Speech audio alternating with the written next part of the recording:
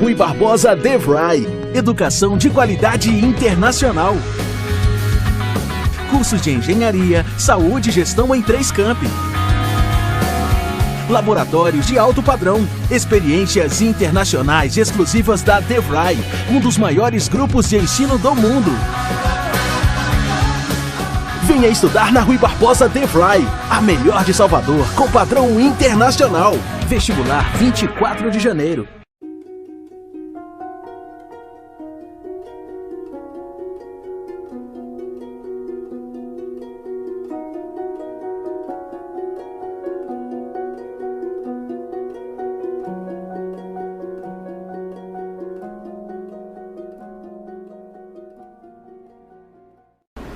Senhoras e senhores, mais uma vez, é uma honra estar no nosso programa, no Núcleo Transdisciplinar de Direito e Psicologia dos discentes da Faculdade Rui Barbosa, aqui em Salvador. Para mim é um privilégio, uma honra. Quero aqui render minhas homenagens ao nosso corpo docente, que é um corpo de excelência, de qualidade e de compromisso com o processo educacional. Quero render nossas homenagens também aos nossos coordenadores dos cursos, diversos cursos nossos, dentre eles Direito, Psicologia. Quero render homenagens também à nossa direção, e aqui mando um abraço, um feliz ano novo a todos, e ao nosso querido Dr. Marcelo Adler, o nosso diretor regional, bem como ao nosso coordenador geral, Cristiano, a nossa coordenadora Ana Cláudia Matos, a nossa coordenadora Simone Melo, a nossa coordenadora Zilda Melo, enfim, a todos os nossos coordenadores e diretores da nossa instituição. Quero lhes dizer que para mim, como professor da instituição, é uma honra ensinar na instituição. Nós temos na Rui Barbosa um quadro de excelência e um compromisso com o processo educacional para que o mesmo seja de excelência. Aqui nós temos os cursos de graduação, tanto no Rio Vermelho quanto na Paralela. Os cursos do Rio Vermelho, Administração Connect, Ciência da Computação, Direito, Engenharia de Produção Connect, Psicologia, Sistemas de Informação. No campus da Pituba, nós temos Arquitetura e Urbanismo, Engenharia de Produção. No campus da Paralela, nós temos Administração Connect, Arquitetura e Urbanismo, Ciências Contábeis, Direito, Enfermagem, Engenharia de Produção Connect, Farmácia, Fisioterapia e Nutrição. Os cursos tecnológicos também nós temos no Rio Vermelho, Análise e Desenvolvimento de Sistemas, Construção de Edifícios Connect, Gastronomia, Gestão de TI, Tecnologia da Informação, Gestão de TI Connect, Redes de Computadores. No campus da Pituba, Tecnologia, nós temos Design Gráfico. No campus da Paralela, nós temos Construção de Edifícios Connect, Gestão Comercial, Gestão de Recursos Humanos, Gestão de TI, Tecnologia da Informação Connect, Logística, Marketing, Processos Gerenciais. E nós temos a nossa faculdade também do nosso grupo DeVry, que é uma faculdade também de excelência, com cursos muito bons de graduação, e fica no campus Paralela. Nós temos a Engenharia Ambiental e Sanitária, nós temos a Engenharia Civil, nós temos a Engenharia da Computação, nós temos a Engenharia de Controle e Automação, nós temos a Engenharia de Produção, nós temos a Engenharia Elétrica e nós temos a Manutenção Industrial Tecnológico. Enfim, o nosso grupo DeVry do Brasil é um grupo pautado no compromisso pela excelência no processo de educação. Nós temos aqui no grupo a Faculdade Rui Barbosa, a área 1 aqui em Salvador. Nós temos a Faculdade Boa Viagem em Recife. Aqui eu mando um abraço aqui aos diretores da Faculdade Boa Viagem de Recife, e em breve nós queremos estar com esse intercâmbio de professores da Faculdade Boa Viagem de Recife aqui, e nós lá também nesse núcleo transdisciplinar de Direito e Psicologia. Nós rendemos homenagem à FAVIP, que é a Faculdade de Caruaru, e a mesma homenagem, a mesma reciprocidade de intercâmbio entre professores das duas faculdades do Grupo DeVry. Nós temos a FANOR em Fortaleza, queremos ir a Fortaleza, queremos que os professores venham para o nosso núcleo transdisciplinar de Direito e Psicologia. Nós temos a FACID, que é em Teresina, do Piauí. Um abraço ao pessoal tanto da FANOR como da FACID. Nós queremos vocês aqui, colegas discentes, docentes, enfim, diretores. Nós temos a área 1 aqui em Salvador. Nós estamos aqui abertos, e quero dizer a vocês que aos alunos que se matricularem Rapidamente, nos próximos 10 dias, nós estaremos oferecendo gratuitamente as duas palestras, Análise Comportamental nas Empresas, e a segunda palestra gratuita é de Psicologia Jurídica.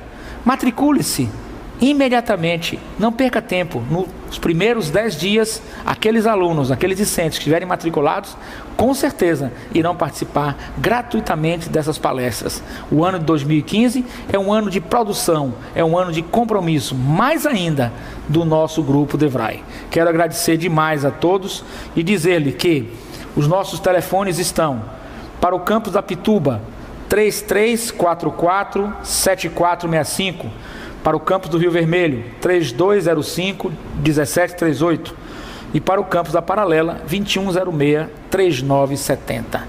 Meus amigos, muito obrigado, senhores e senhoras. Nós estamos aqui produzindo um núcleo transdisciplinar de Direito e Psicologia, que já está com espaço reservado para que o professor docente do nosso grupo DEVRAE, de qualquer faculdade, professor da FANOR, professor da FACID, professor da área 1, professor da FAVIP e professor da faculdade Boa Vista, em Recife, possa publicar, professor da Rui Barbosa, lógico, tanto Rio Vermelho como Paralela, possa publicar seu artigo científico.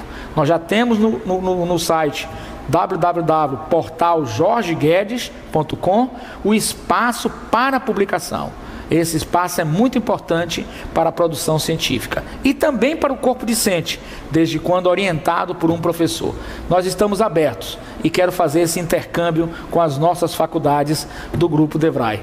Estamos mais uma vez felizes por estar aqui e muita honra por estar aqui também. Muito obrigado. Nós vamos ver hoje três temas muito importantes, que esses temas vão envolver o direito e a psicologia, e vocês vão gostar muito e vão enriquecer o nosso trabalho.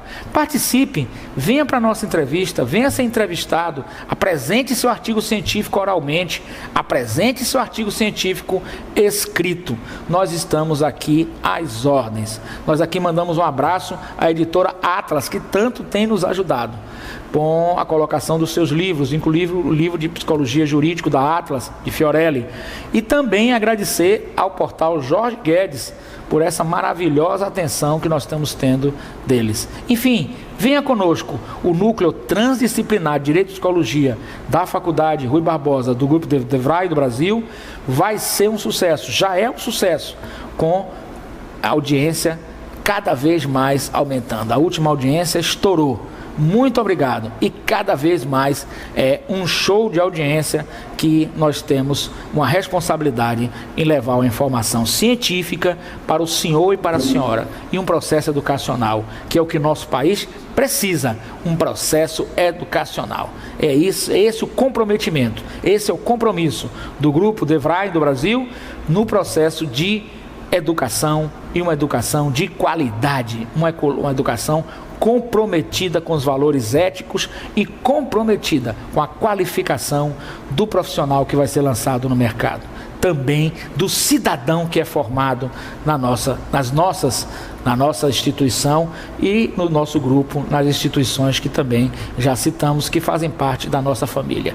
Muito obrigado a todos. Leandro, meu querido, suas considerações iniciais. Olá novamente a todos. Estamos aqui do Núcleo Transdisciplinar de Direito e Psicologia da Faculdade Rui Barbosa e iremos abordar novamente temas relacionados ao direito à psicologia, relacionados com o núcleo, que é um núcleo de excelência dentro da faculdade de excelência e que visamos sempre a aquisição cada vez mais de conhecimentos dentro da área jurídica e da psicologia. Quero agradecer novamente a presença de todos e espero que aproveitem o conteúdo aqui hoje abordado. Área 1 DEVRAE, referência em engenharia. 100% engenharia com educação de qualidade internacional da DEVRAE. Laboratórios com alta tecnologia. Experiências internacionais dentro e fora do país. Área 1 DEVRAE, engenharia com qualidade internacional. Vestibular 24 de janeiro.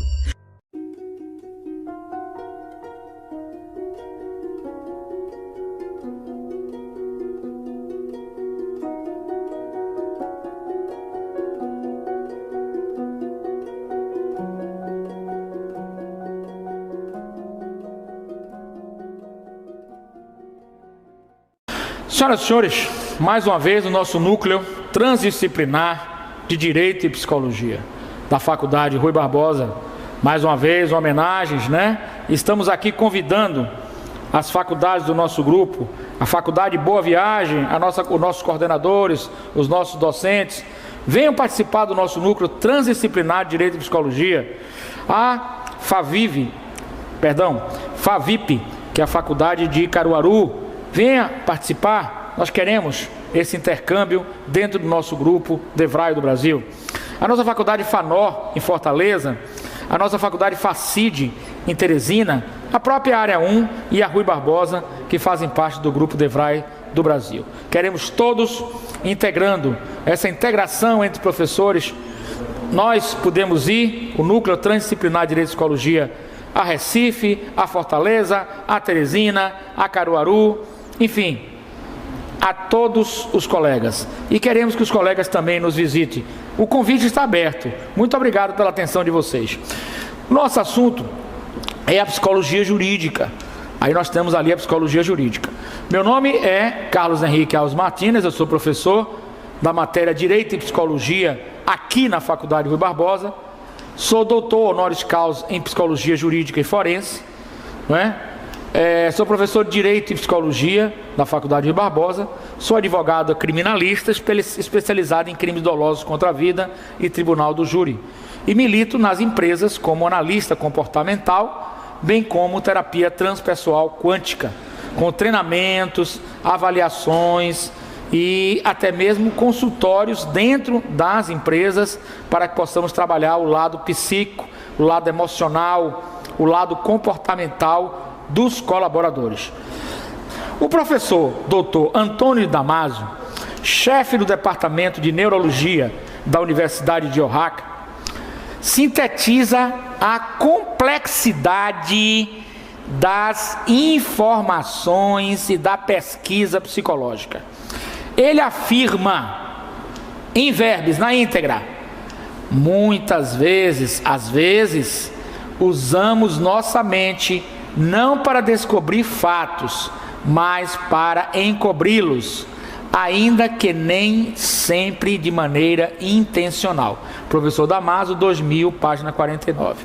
Professor Damasio, Antônio Damasio, chefe do Departamento de Neurologia da Universidade de Oaxaca, nos Estados Unidos, ele fala de que nós usamos nossa mente não para descobrir fatos, mas para encobri-los, ainda que nem sempre de forma intencional.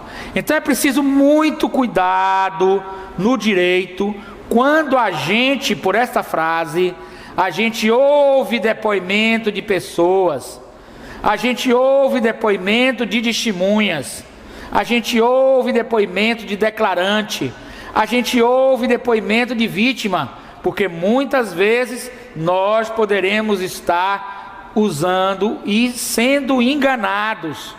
O judiciário, a polícia, levados a erro por falsas memórias, por falta de conhecimento da psicologia. A psicologia é importante demais para o direito.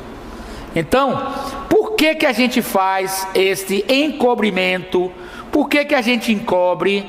Então nós vamos lá. Então o id inconsciente, que é princípio do prazer, tende a encobrir fatos, acontecimentos dolorosos e buscar, né, faz as buscas por fatos da vida que sejam prazerosos em tese. Por quê? Porque o id, segundo Freud, ele é regido pelo princípio do prazer. E ele renega outro princípio que não seja o do prazer. Então ele vai encobrir uma situação, ó, o encobrimento aqui, dolorosa, uma situação traumática. Ele vai cometer equívocos, ele vai cometer erros, ele vai cometer distorções na memória, na produção da memória, no armazenamento que está lá, mas quando ele vem aflora, quando é aflorada a memória, ele vai encobrir, porque esse acontecimento é doloroso, e ele vai trazer o quê? Uma informação errada. Senhoras e senhores, uma informação errada é capaz de levar uma pessoa inocente para a cadeia. Nós temos que evitar isso, porque 1 milhão de vezes, 1 trilhão de vezes, infinitamente, a absolvição de um culpado do que a condenação de um inocente, principalmente por erro da testemunha, principalmente por erro da pessoa que é declarante, principalmente por erro da vítima. A vítima erra sim. Por quê? Porque a vítima está emocionalmente envolvida com o caso, porque a vítima sofreu uma emoção forte no caso, porque a vítima tem interesse em colocar alguém na cadeia para se aliviar, para aliviar seu sofrimento, para aliviar o sofrimento de sua família. Ela tem interesse de colocar alguém, porque o pior para a vítima é a impunidade, não achar ninguém que cometeu aquela lesão com ela. Então ela precisa preencher lacunas, e na psicologia nós temos o preenchimento de lacunas e mais, as ilações pelo preenchimento de lacunas. O que é a ilação pelo preenchimento de lacunas? É uma forma de conjectura mental, distorção mental, para descobrir fatos e acontecimentos que muitas vezes são distorcidos, porque o doloroso não é enfrentado, e pode sim, em tese, ocorrer um bloqueio psicológico, um bloqueio psíquico que distorce a informação. Isso gera, em tese, a ilusão perceptiva. Nós todos temos ilusões perceptivas. Nós recebemos 400 bilhões de bits de informação.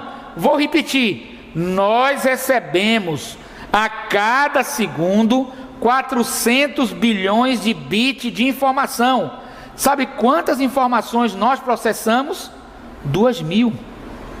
Ou seja, a gente não vê o mundo, a gente vê o mundo de acordo com o que nós produzimos, a produção da nossa realidade. E isso leva à ilusão perceptiva. A ilusão perceptiva é histórica no povo. O povo é levado à ilusão perceptiva. Nós temos que evitar essa ilusão perceptiva. Essa ilusão perceptiva leva o povo a erro, seja de forma coletiva, seja de forma individual e seja de forma na questão judicial. Então é muito importante este ponto da ilusão perceptiva. Nós não podemos cair na ilusão perceptiva. E faço um alerta aos queridos e doutos magistrados, aos queridos e doutos promotores, aos queridos e doutos delegados: não se deixem levar pela ilusão perceptiva, pelas histórias contadas pelas testemunhas, pelas histórias contadas pelas vítimas. Muitas vezes tendem a nos levar, nós todos, advogados, promotores, juízes, delegados, a nos levar a erro, nos induzir a erro pela ilusão perceptiva. A pessoa que tem a ilusão perceptiva, que tem a distorção da imagem mental, ela acredita piamente na sua distorção, ela acredita verdadeiramente na sua ilusão, ela não se dá conta de que está vivendo um mundo de ilusão. Aliás, 400 bilhões de bits, só processamos 2.000, com certeza nós todos, em tese, temos alguma ilusão perceptiva, e nós todos, em tese, não conseguimos enxergar a realidade como ela é de verdade. Nós já vimos na aula passada a cognição, a emoção e a conação e a sua influência. Existe uma influência, e essa é a ilusão perceptiva.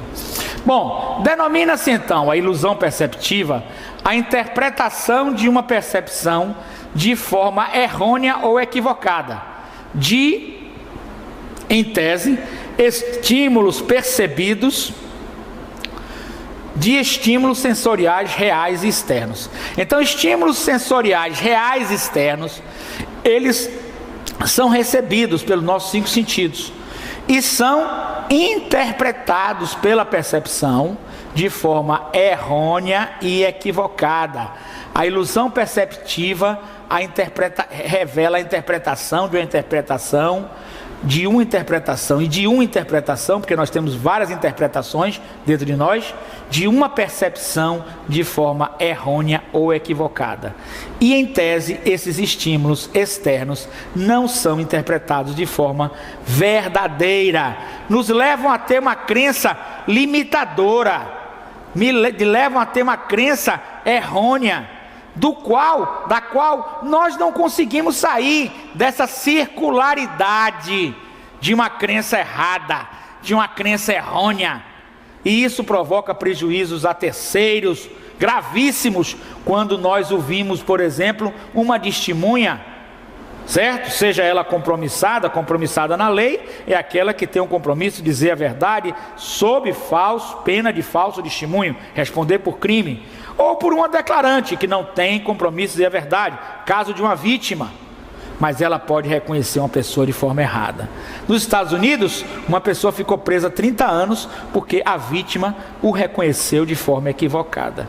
Era noite e era difícil. Milhares de casos. Nós temos o caso dos irmãos Naves, que nós vamos aproveitar para estudar muito o caso dos irmãos Naves. Nós temos o caso da escola base. Nós temos diversos casos de erros judiciários.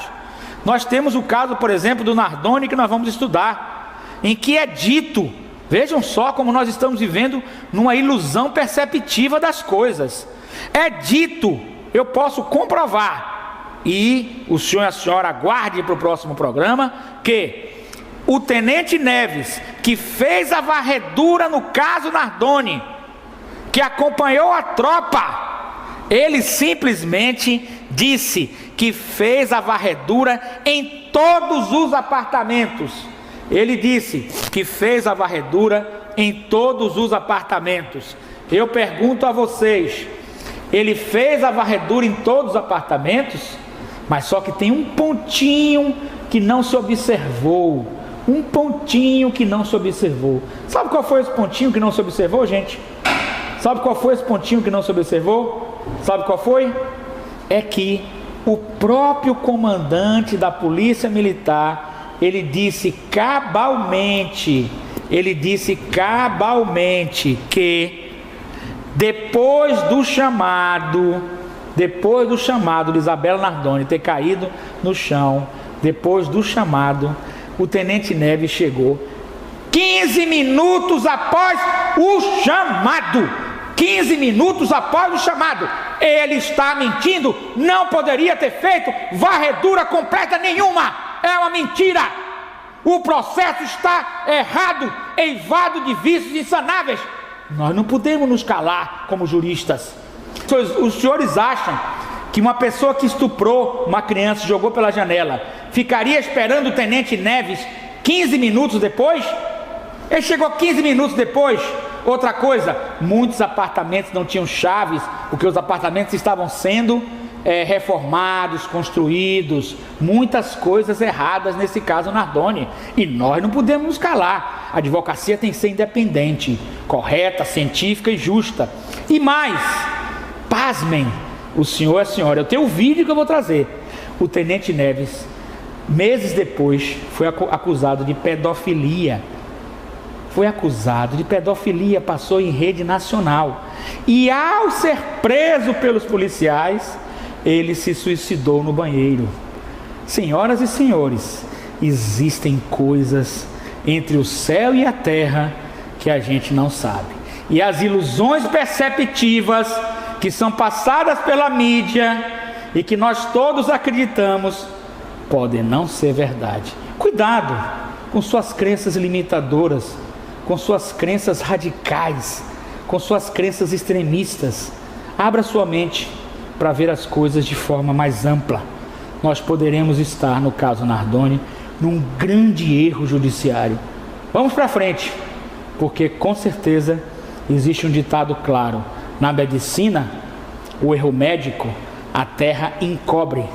No direito, o erro jurídico, a justiça descobre. Com certeza absoluta. Meus amigos, então, a ilusão perceptível é a interpretação de uma percepção de forma errônea com os estímulos externos recebidos. O estado emocional impede que os estímulos visuais, auditivos, táteis, gustativos, e olfativos recebam adequada interpretação. Então, o estado emocional faz com que você não receba a informação correta. O estado emocional tira sua visão, tira sua audição. O estado emocional bloqueia como forma de proteção. Você desmaia. Sabe por que você desmaia às vezes? Porque o organismo não suporta o estresse, não suporta a pressão, não suporta a dor e ele desliga, até para lhe aliviar. Então as emoções alteram muito. Se você estiver recebendo uma interpretação, né? Se você estiver recebendo um estímulo e for fazer uma interpretação no estado emocional, você tende a interpretar em tese de forma errônea e errada e equivocada. Pesquisas comprovam a existência de componentes culturais nas percepções das ilusões. Ou seja, a ilusão tem a ver com as expectativas socialmente ajustadas. As ilusões perceptivas fazem com que a gente veja coisas dentro do nosso componente cultural. Nós temos uma cultura que forma a nossa mente. A nossa mente não está em branco, como de um bebê. Ela tem uma série de informações, inclusive informações e crenças culturais. Essas crenças culturais são socialmente ajustadas a um padrão social. Quando a gente recebe um estímulo externo, nós vamos fazer a associação de ideias de Freud. Nós vamos associar o estímulo novo externo com os nossos padrões socialmente ajustados e com os nossos componentes culturais. Daí nós damos uma interpretação. Por exemplo, uma interpretação nós do mundo ocidental de um fato não é a mesma de uma interpretação de uma sociedade muçulmana, não é a mesma de uma interpretação de uma sociedade indígena. Enfim, uma interpretação no Brasil não é a mesma de uma interpretação na Suécia. Uma interpretação no Brasil não é a mesma de uma interpretação na Inglaterra. Enfim, nós estamos envolvidos na nossa senso-percepção os nossos componentes culturais socialmente ajustados. A influência da emoção sobre a percepção, produzindo ilusões, é reconhecida e notória no meio científico. Agora, que forma a emoção influencia a percepção e influencia a produção dessa interpretação depende de pessoa para pessoa. Muito se diz aí que a pessoa um ente querido morre, não é? Um ente querido morre e a pessoa fica calada, sem chorar. Essa pessoa não sente nada. Não é verdade. Cada um reage emocionalmente ao seu modo, à sua maneira, de forma singular. Então é preciso que a gente tenha que ter cuidado ao avaliar e julgar as pessoas pelas emoções. Foi dito que no caso do Nardoni ele estava frio. Ora, ele podia estar em estado de choque, porque a pessoa perdeu um filho, a pessoa nem reage. Está entendendo? Então diversas coisas podem ocorrer nesse comportamento. Então nunca pode se dizer, um delegado de polícia, dizer que a pessoa está calada, triste, fechada, sem falar nada, fria, que ela não está sentindo, porque ele não está dentro da pessoa. A introspecção não é até hoje comprovada cientificamente, porque veio o behaviorismo para dizer o quê? Nós só observamos o comportamento externo público. O privado nós não temos certeza científica. Então a pessoa pode chorar, pode descabelar, pode bloquear, enfim, você não sabe.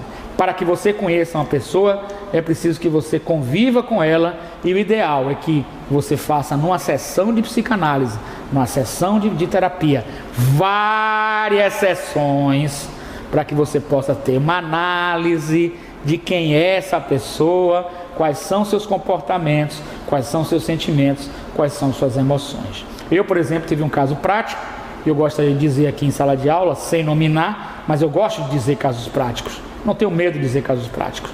Eu recebi uma família que tinha um senhor que se alojou na época que o Hospital Espanhol estava aberto.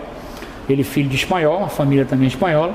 Esse senhor, esquizofrênico, se alojou no Hospital Espanhol dizendo que estava doente.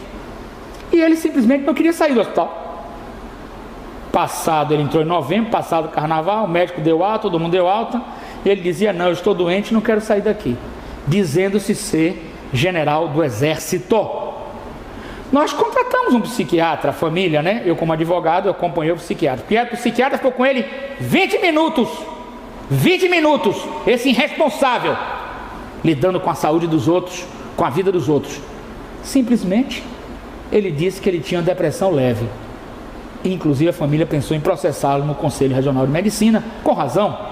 Porque, no mínimo, ele tinha que dar a perícia de 6, 8, 12 sessões para que ele pudesse analisar melhor. Porque eu diagnostiquei no processo como advogado que tratava-se de uma esquizofrenia, de um esquizofrênico, porque não é coronel do exército, coisa nenhuma, nem general. Aliás, nunca foi para o exército. A família me mostrou que ele saiu com excesso de contingente e o exército deu graças a Deus que ele saiu. Não é verdade? É bom a gente também observar isso. Então, isso tudo são ilusões perceptivas. Essa pessoa está com ilusão perceptiva tão grande que já beirou na ilusão perceptiva a esquizofrenia. Ela já tem a clivagem do ego. O ego está partido. A pessoa não tem mais consciência de nada. Entendeu? E tivemos que tirar com o Ministério Público. Aqui agradeço ao Ministério Público do Idoso. Mando um abraço ao doutor César, que é o responsável pelo Ministério Público do Idoso, um amigo, um companheiro, um grande promotor de justiça do estado da Bahia, que lutou muito conosco nesse caso, para que pudéssemos, evidentemente que a psicologia, a psiquiatria não quer para com a pessoa com transtorno nenhuma forma violenta, traumática. É preciso que faça todo um processo com assistente social, com psicólogos, para a retirada dele. Foi um terror, porque até no elevador ele dizia que ia telefonar para a Polícia Federal, que ele era general e que não iria sair do hospital. Erro do médico psiquiatra, que eu tenho na mão um laudo dizendo que ele tinha uma depressão leve. Não faça isso, hein? Pode perder sua carteira do CREMEB. Você sabe quem é você, você sabe que eu estou dizendo que é você, porque nós litigamos em juízo. Não vou nominar, mas você sabe. Não tenho dúvida disso. Advogado não tem tempo para ter medo. Muito obrigado, viu, meus amigos? Mas vamos continuar. Aqui é um caso real também, que eu tenho muito cuidado como psicanalista, bacharel em psicologia. Eu tenho muito cuidado com a dor das famílias das vítimas, porque a família da vítima perdeu um ente querido que não volta mais, e outro que está com sequelas graves, né? Sem poder andar, lá o que seja. Mas é preciso também que tenha uma outra terceira família que pode estar sofrendo, então a gente precisa buscar na justiça o equilíbrio das forças. Então eu tenho esse caso aqui, que é um caso real, sem dar os nomes das partes, em respeito à dor das famílias das vítimas, que eu tenho muito respeito às pessoas. Eu acho que a advocacia tem que ser feita de forma limpa, ética, decente, digna, com firmeza, mas com dignidade. Então, eu vou contar o caso. 2 vítimas, ao saírem de uma festa, num bar, foi um caso de grande repercussão midiática. Leandro sabe desse caso, está acompanhando esse caso. Foram abordadas por um homem que atirou em ambas, sendo que uma delas foi levada a óbito e o outro ficou com sequelas gravíssimas, questão de locomoção, etc, etc. Algo que, para mim, como pai, como ser humano, como pessoa humana, a gente não pode tripudiar deste sentimento. Jamais eu estou aqui para tripudiar esse sentimento. Mas também, observe uma coisa. Eu sei que vocês estão ouvindo, a comunidade toda está me ouvindo, que eu já dei entrevista em vários meios de comunicação, mas que cuidado, que a gente pode estar acusando o inocente. Vamos ter cautela e vamos buscar o verdadeiro culpado. Prestem atenção a esse caso. Juridicamente, formalmente, você não pode condenar ninguém por achismo, porque senão eu vou achar que fulano é o assassino. Pronto, a partir desse momento eu prendo ele. Eu vou achar. Eu acho que é ele porque parece ser ele. Não, para eu condenar uma pessoa eu preciso de provas concretas, provas formais. Notem esse caso interessante. Então, ele atirou em ambas, sendo uma delas levada a óbito e a outra ficou com sequela. Notem, nesse caso não existe nenhuma prova material, tais como prova de balística, prova de pólvora nas mãos do réu, porque é preciso que se tenha a prova da balística, a pólvora na mão dos réus, o calibre do revólver, o mesmo que caiu que atingiu a vítima. Isso tudo são provas fortes, que vão cercando, que vão fazendo o chamado lastro probatório. Note como entra a psicologia aqui. Então o que acontece? Não existe nada disso, não existe nenhuma testemunha, porque a testemunha isenta, ela é compromissada de dizer a verdade, sob pena de falso testemunho. Não existe nada disso nesse caso. Só existe nesse caso, esse pólvora nas mãos do réu, não tem arma do crime e nem tampouco câmeras no local do crime. A câmera só tem dentro do restaurante. Não houve briga, não houve desentendimento, não houve nada. Só tem câmeras dentro do restaurante. Todo mundo sai, fora do restaurante não tem câmeras, certo? E o que ocorre aqui? Não tem arma do crime e nem tampouco câmera no local do crime. Não tem arma do crime e nem tampouco câmeras no local do crime. A câmera interna. E mostra que não houve brigas. Preste atenção. Não houve brigas, enfim, prova alguma. Melhor dizendo, nenhum lastro probatório. Somente existe o reconhecimento da vítima sobrevivente. Que, aí eu faço com todo respeito, é natural que o jovem vá, tome sua cervejinha. Não tem nada de errado nisso aí. Mas, para reconhecimento é que está o problema. A pessoa sobrevivente, a vítima sobrevivente, que havia ingerido bebida alcoólica desde as 10 horas da noite, uma longuinete a cada meia hora. O crime ocorreu na madrugada do dia seguinte, 1h da manhã. Então ela tinha tomado esse álcool, né? E o crime ocorreu 1h da manhã. E o reconhecimento é cheio de contradições. Eu tenho a câmera colorida, que mostra que o réu estava de camisa verde, e a vítima descreve o atirador de camisa preta, no local escuro, 1h da manhã, local escuro, 1h da manhã, e depois de ingerir bebida alcoólica desde 10 horas, e evidentemente que Deus lhe guarde que isso aconteça com qualquer de nós.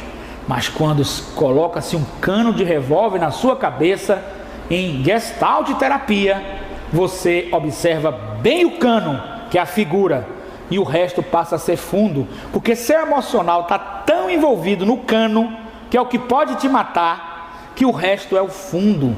E você no fundo, na percepção em Gestalt terapia, você tem que o cano do revólver é a figura, você grava bastante a figura, o fundo você vê en passant, de passagem. Então eu peço encarecidamente, se a vítima tem consciência de que não foi esse rapaz, não cometam a injustiça, porque a injustiça que cometeram com você não pode ser paga com a injustiça com outra pessoa. Esse rapaz está preso e a família, nós estamos buscando a sua liberdade, e eu tenho certeza que no júri popular eu vou inocentar esse rapaz.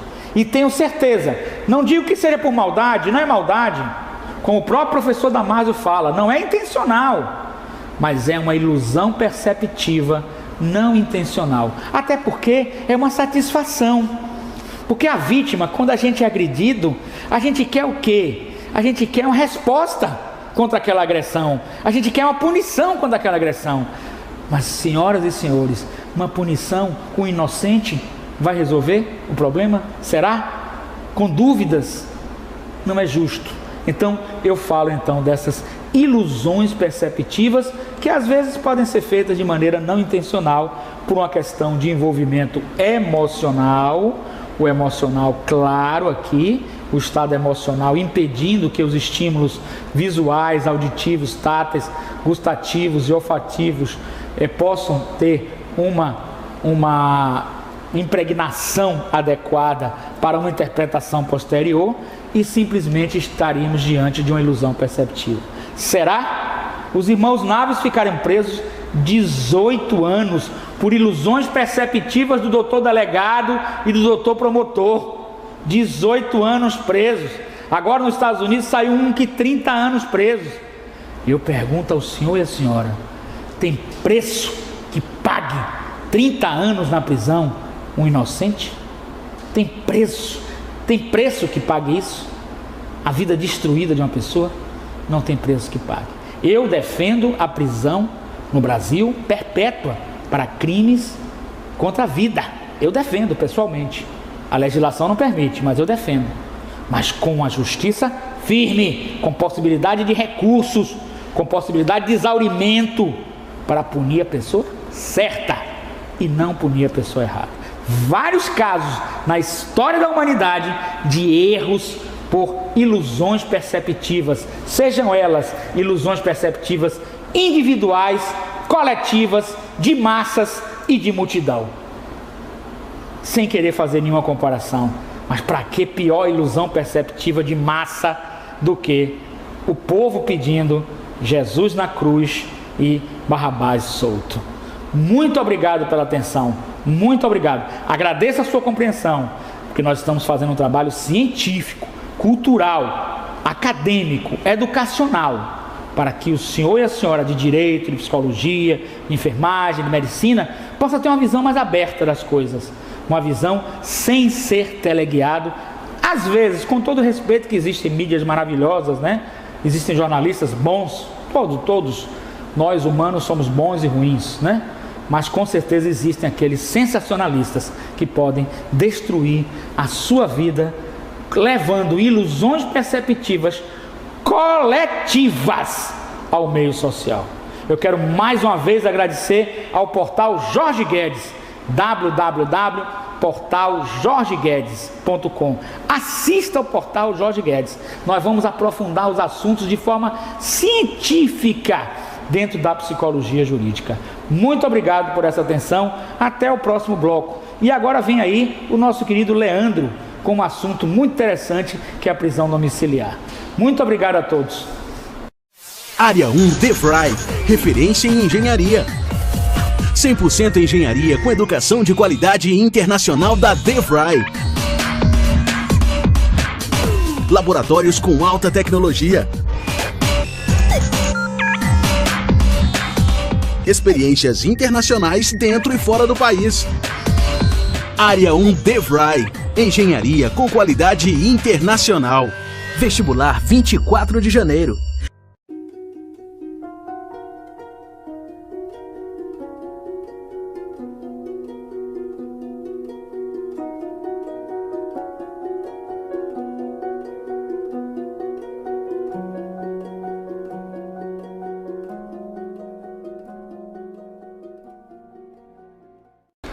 Bom, vamos abordar hoje o tema prisão domiciliar relativa às penas alternativas, com um caso recente nosso de um senhor de idade com doenças diversas que impossibilitam a sua estada em uma unidade prisional.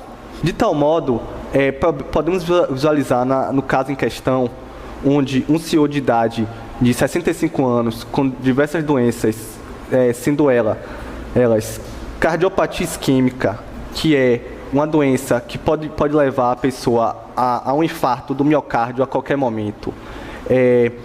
Doenças de peles várias, quais seja o carcinoma basicelular, uma espécie de câncer, pode acarretar em um avanço sistêmico da doença até um pioramento do quadro, que pode levar a pessoa a óbito. E também diabetes mellitus, que se não tratada, cuidados médicos severos, pode levar a pessoa a óbito. A lei fala que a prisão domiciliar consiste no recolhimento do indiciado ou acusado em sua residência, só podendo dela ausentar-se com autorização judicial. Ou seja, ele ficaria privado da sua liberdade em sua residência, só podendo dela sair ordem judicial estrita. Ainda há as hipóteses de possibilidade da concessão da prisão domiciliar, quais sejam que, no caso, o juiz poderá o juiz substituir a prisão preventiva pela domiciliar quando o agente for maior de 80 anos, o que a lei já vem, o próprio STF já vem prevendo que essa idade não precisa ser estritamente 80 anos, já diminuiu para 70, que já seria a pessoa considerada idoso, e muitos ainda entendem que até 60 anos pode se considerar a pessoa idoso, assim como várias ordenações da própria ONU e de órgãos diversos, quando é extremamente debilitado por motivo de doença grave, onde seriam necessários cuidados médicos para com o interno, que, como nós vimos, não podem ser prestados de forma efetiva pelo sistema carcerário. De tal forma, se enquadra nesse caso que eu citei anteriormente, dois desses pressupostos, que seria a questão da idade, como eu falei, já entende-se que a partir de 60 anos, e no caso em questão o indivíduo, o senhor de idade, já possui 65 anos, e a questão da sua saúde extremamente debilitada por motivo de doença grave, que também coadunaria na questão da concessão da prisão domiciliar. Ainda nessa linha, podemos analisar questões relativas à concessão de benefícios relativos à questão etária ou humanitária, que seria a questão do subsídio etário e humanitário, onde presos com penas relativamente brandas, que seria até 4 anos, podem receber a suspensão condicional da sua pena por questões de saúde ou questões de idade avançada, onde o artigo 77 ele prevê a execução da pena privativa de liberdade não superior a 4 anos poderá ser suspensa por 4 a 6 anos, desde que o condenado seja maior de 70 anos de idade ou razão de saúde justifica a suspensão. Como vemos aqui, são duas leis diferentes, mas que no tocante, por exemplo, à questão da idade, você vê que há uma certa inversão. Como eu já falei, entende-se atualmente que na questão da prisão domiciliar, a idade mínima não precisa ser 80 anos, pode ser até 70, vindo até chegar a 60 anos, como entendimento de muitos. O STF vem aceitando a idade de 70 anos, assim como prevê o subsídio etário, que fala que a partir de 70 anos a pessoa já pode receber a suspensão condicional em penas de até 4 anos, que não é o caso que foi abordado anteriormente. No caso, ainda pode, para a concessão do subsídio etário e humanitário, há a questão das condições previstas para o mesmo, que seria que, durante o prazo da suspensão, o condenado ficará sujeito à observação e ao cumprimento das condições estabelecidas pelo juiz.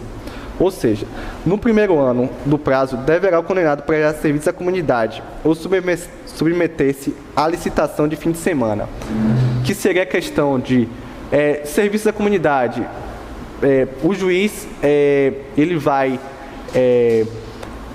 identificar qual seria um serviço necessário e possível de ser realizado pelo condenado, podendo ser desde serviços de alimentos até a questão do auxílio relativas, inclusive, ao crime praticado.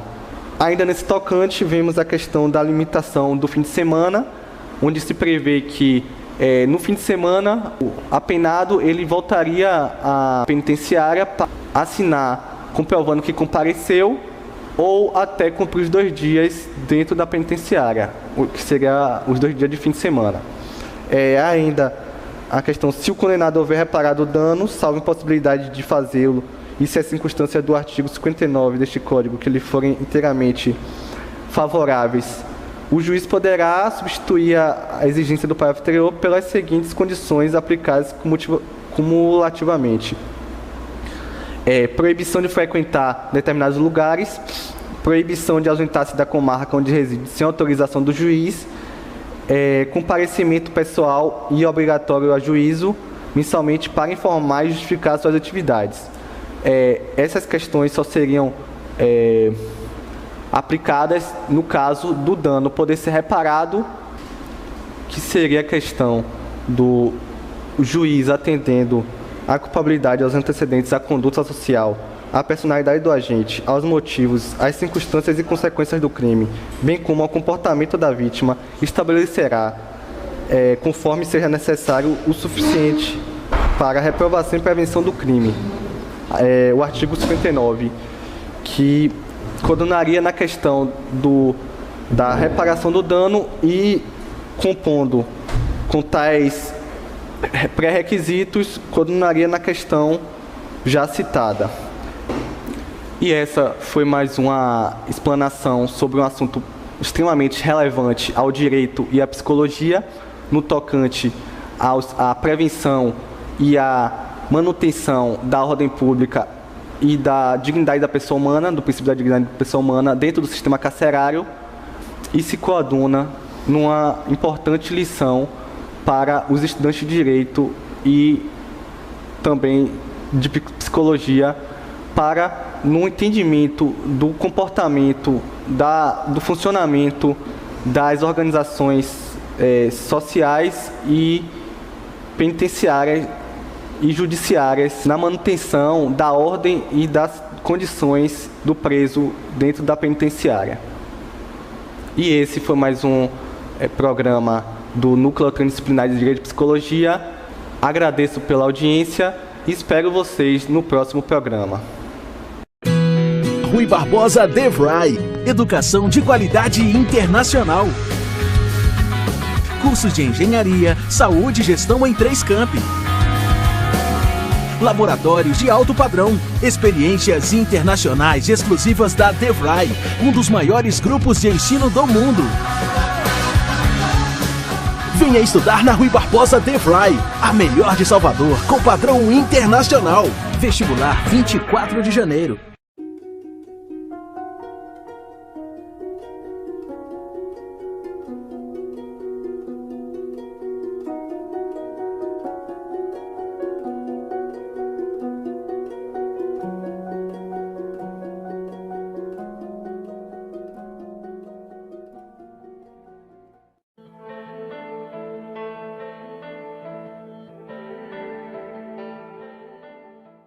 Senhoras e senhores, voltamos ao nosso grande estudo sobre a física quântica, a mecânica quântica e, por que não dizer, a psicologia quântica. Hoje se fala na abordagem transpessoal quântica, na meditação transpessoal quântica, que é uma meditação preparatória para o exame da ordem. Matricule-se na Faculdade Rui Barbosa, no Rio Vermelho ou Paralela, e participe das palestras gratuitas sobre meditação transpessoal quântica, que lhe prepara para o exame da ordem e para você fazer provas. Não perca, se matricule já. Os primeiros matriculados terão acesso a essa palestra gratuita, a esse ciclo de palestras gratuitas. Meditação transpessoal quântica. Matricule, você é acadêmico de Direito da Faculdade Rui Barbosa, acadêmico de Psicologia, matricule-se imediatamente no seu curso, para que possa ter o direito de assistir às palestras sobre meditação transpessoal quântica, que o prepara psicologicamente, prepara seu psique, seu comportamento, sua emoção, para que você possa fazer o exame da ordem brilhante e possa fazer provas com muito mais resultados. Mas vamos aqui à física quântica, vamos continuar hoje um pouquinho e o nosso programa vai continuar amadurecendo, já que é um assunto complexo e é preciso que a gente venha repetindo e aos poucos vocês vão compreendendo. Vamos lá. Gostamos de imaginar o espaço vazio. Cientificamente, o espaço vazio e a matéria sólida. Será que isso é verdade? Será que Einstein, com a teoria da relatividade, disse isso mesmo? Será que a matéria é sólida e o espaço é vazio? Mas, na verdade, esse texto é um texto extremamente científico, vindo dos Estados Unidos, que nós estamos passando para o senhor e para a senhora. Não existe nada aqui que não seja científico. Mas, na verdade, não tem nada na matéria. Ela não possui substância. Que coisa interessante. A matéria não possui substância. Mas, na verdade, não tem nada na matéria. Ela não possui substância. Então, a matéria seria vazia? Seria um vácuo? Não é verdade? Nós já vimos na aula passada que Um bit de informação mental do pensamento é suficiente. Um bit de informação mental do pensamento, movimento da consciência, na física quântica, na psicologia quântica, é capaz de interferir no rumo e na movimentação do elétron. Quando nós olhamos o elétron através do microscópico, nós interferimos no seu rumo. Ora, e aí nós temos agora que a matéria não possui substância. A física quântica, a mecânica quântica, a psicologia quântica, ela evolui muito grande. Então nós é que vemos as coisas. Nós somos máquinas de produzir realidades.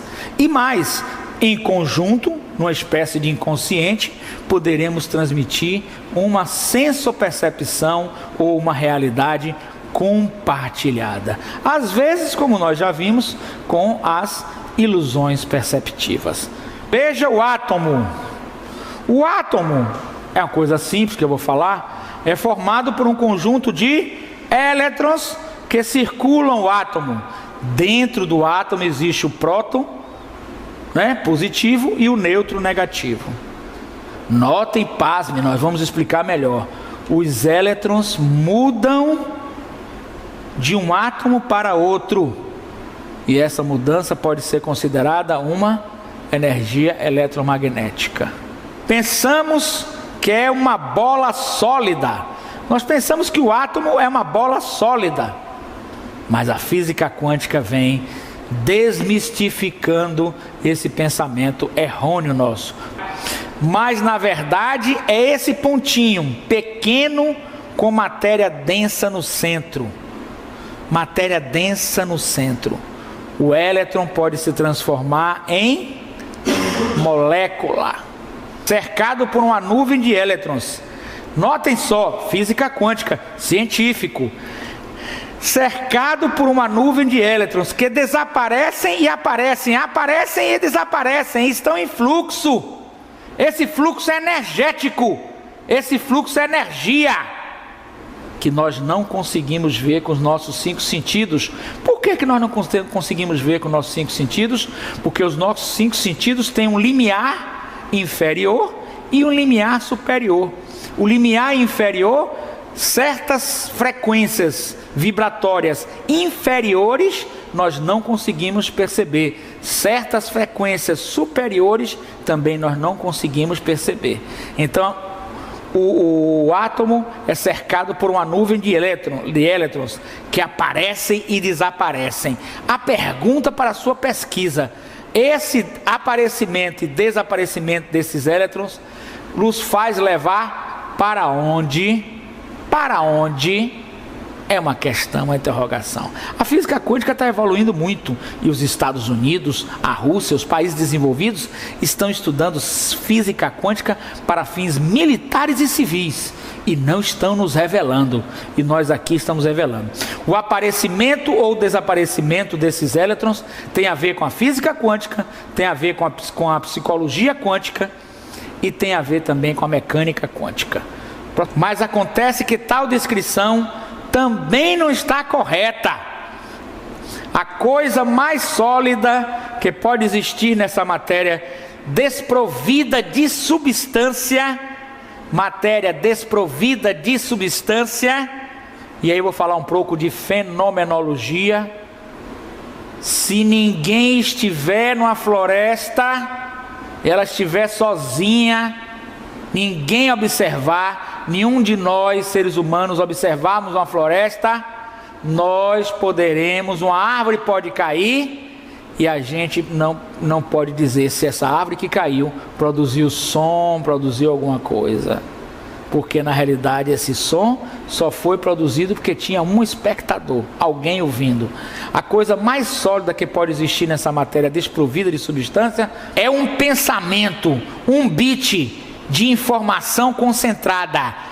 A matéria é um bit de informação concentrada. Ou seja, nós fazemos a nossa realidade, Nós somos produtores da nossa realidade. Então nós podemos comandar as nossas vidas e os nossos pensamentos, as nossas emoções, através do pensamento, através do bit do pensamento, numa informação concentrada. E nós produzimos então a realidade. A minha realidade é uma, a realidade de Leandro é outra, a realidade do Jorge que está aqui conosco é outra, a realidade da esposa dele é outra. Enfim, cada um produz uma realidade própria, uma realidade de cada um. Experimentos científicos nos mostram que se conectarmos o cérebro de uma pessoa a um computador, a um scanner, prossiga, conectar o nosso cérebro a computadores e scanners e pedirmos para olharem para determinados objetos, podemos ver que certas partes do cérebro serão ativadas, estão sendo ativadas. Se pedirmos para fechar os olhos, imaginar o mesmo objeto, as mesmas áreas do cérebro se ativarão, como se estivessem vendo os objetos. As mesmas áreas do cérebro se ativarão, como se estivessem vendo os objetos. Então os cientistas se perguntam, esse é um cientista americano, quem vê os objetos, o cérebro ou os olhos? O cérebro ou os olhos?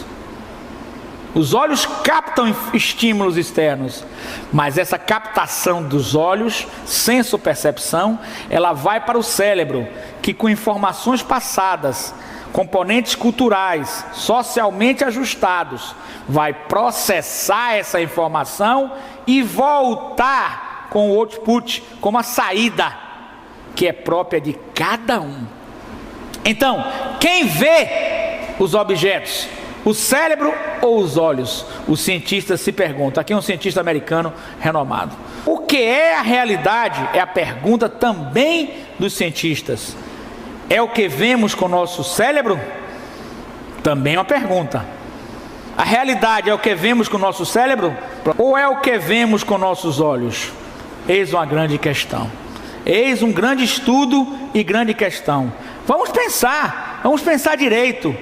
Vamos pensar cientificamente, porque essa física quântica, a mecânica quântica, a psicologia transpessoal quântica veio para ficar, veio para quebrar paradigmas.